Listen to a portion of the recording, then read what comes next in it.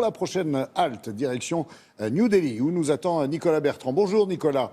L'Inde, on le sait, est toujours en pleine crise sanitaire. Et après 3 mois de confinement, le pays commence à reprendre vie, étape par étape. Les Indiens doivent cependant s'habituer à la distanciation sociale. Et c'est loin d'être simple, d'un point de vue démographique, mais aussi et surtout d'un point de vue culturel, si j'ai bien compris. Exactement Laurent, vous le savez, vous êtes déjà venu ici en Inde, vous avez vu combien les habitants vivent proches les uns des autres physiquement. Nous avons tous ce qu'on appelle une bulle de confort, c'est-à-dire une zone dans laquelle on n'aime pas trop que les étrangers pénètrent, on n'aime pas trop que les gens s'approchent dans cette bulle de confort. Et cette bulle, eh bien, elle est variable d'un pays à l'autre, d'une culture, d'une mentalité à l'autre. Et ici en Inde, on peut dire que cette bulle de confort est plutôt réduite. Il faut dire qu'il y a beaucoup de monde dans cet immense pays, 1,3 milliard d'habitants. Rien qu'ici à New Delhi, nous sommes 20 millions. Et donc, avec l'arrivée du coronavirus, il a fallu s'adapter, bien sûr, pour mettre en place cette fameuse distanciation sociale. Alors, les Indiens, y sont-ils arrivés? Nous sommes allés voir au quotidien dans les rues de New Delhi. C'est un reportage signé Marion Lawamen et Navodita Kumari. Regardez. Les Indiens n'ont pas peur de la proximité. Il faut dire qu'ils n'ont pas vraiment le choix. L'Inde est le 2e pays le plus peuplé au monde. Alors les gens s'entassent littéralement jusque sur les toits des trains. Et c'est partout comme ça.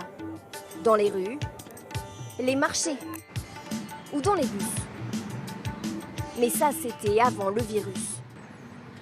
Aujourd'hui, alors que le bus semble vide, le chauffeur refuse l'entrée de ce voyageur. Le bus était plein. À cause du coronavirus, tous les sièges ne sont pas disponibles. 20 à 22 passagers, c'est leur limite. Cette limite était atteinte, alors ils m'ont poussé dehors. Nous attendons le prochain bus, nous aussi. Il est en effet presque complètement vide. Un siège sur 2 est condamné. De l'avant du bus, ici jusqu'au fond, il y avait 125, 150 passagers aux heures de pointe. Il y avait un nombre infini de gens qui montaient. On ne pouvait pas arrêter tout le monde, on ne pouvait même plus fermer les portes. Les passagers vont profiter encore un moment de ce luxe, car le pic de la pandémie ne sera pas atteint avant plusieurs semaines. Mais la distanciation sociale en Inde est loin d'être une habitude. Il faut donc revoir sa façon de vivre ensemble. Ça commence avec les courses.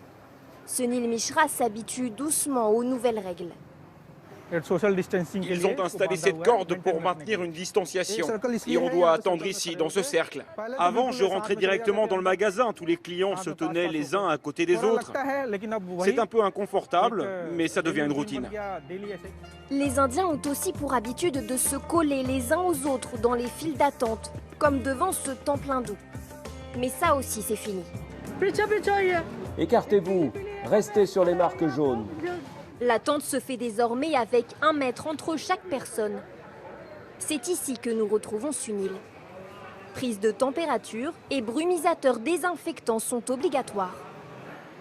Le temple, c'est peut-être l'endroit où il est le plus pénible pour les Indiens de changer leurs habitudes.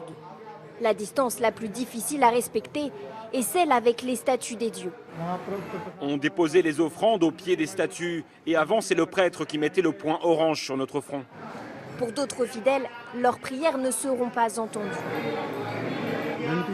Ils ont recouvert les cloches, on ne peut plus les faire sonner. Et les dieux adorent le tintement des cloches.